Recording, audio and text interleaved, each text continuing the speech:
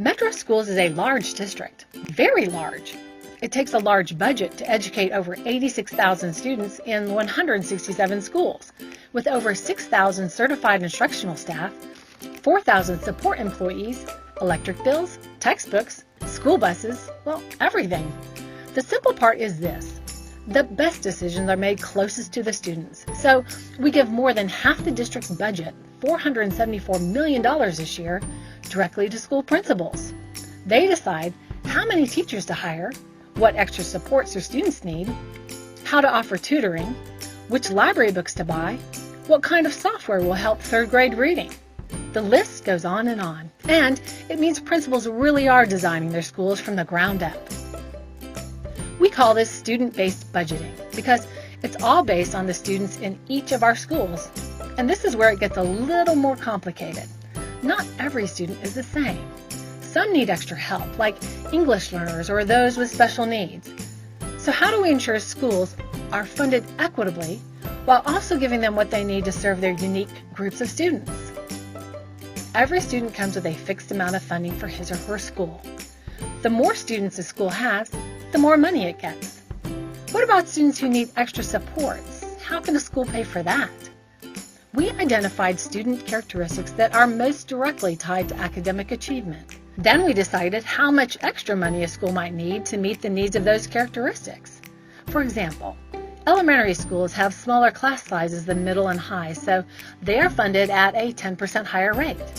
Middle school students are funded at a 5% higher rate. An elementary student who is learning English comes with another 24% raise in funding.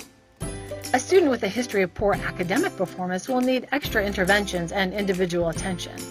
That costs the school more, so we add another 5 to 10%, depending on the student's grade level. Same for students with special needs. Some may need a little extra support while others may need a lot. So they are given anywhere from 90 to 248% more funding. Taken on an individual basis, it may not seem like much of an increase in funding.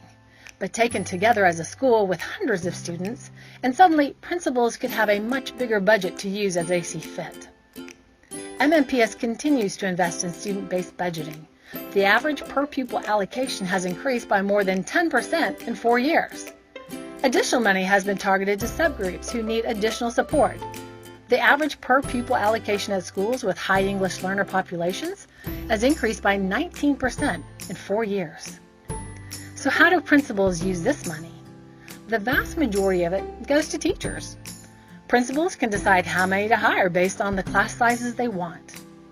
The next biggest chunk goes to hire people who support instruction, like librarians, instructional coaches, and classroom assistants. If principals feel like reading coaches or extra adults in the classroom will benefit their students, they can hire them. Other budget choices include school leadership, campus support staff, instructional supplies, software, books, extra pay for teachers who take on extra duties. So that's how schools spend their piece of the $866 million budget. But what about the rest of the money? Where does that go? Once you take out the money that goes directly to schools, there's about $412 million left. $131 million of that goes directly to charter schools, which, based on state law, receive the full funding we spend on average per student for each student they serve. Another $9 million in revenue flows back to the city and state. And the remaining $272 million pays for centralized services like buses, maintenance, and technology. That $272 million may seem like a lot, but it covers a lot of ground. The biggest piece by far pays for school bus transportation, nearly $39 million. Another $26 million pays for electric bills, water bills, and other utilities. Over $21 million is spent on custodial and grounds to keep school buildings clean. And another $20 million is spent on maintenance, things like air conditioning and roof repairs. The rest goes to important services that benefit students, like technology, district support for English learners, and special education, substitute teachers, music education, advanced academics, and a whole lot more. Even things that don't go directly to students like pension and benefits for teachers are still there for their benefit. So yeah, there's a lot to pay for when we're educating more than 86,000 students for almost 180 days out of the year. And it gets a little complicated when you break it all down and have to decide who gets how much. But the goal is simple: a great education for every student in metro schools. And every dollar we spend as a district, from light bulbs to iPads, is aimed right at it.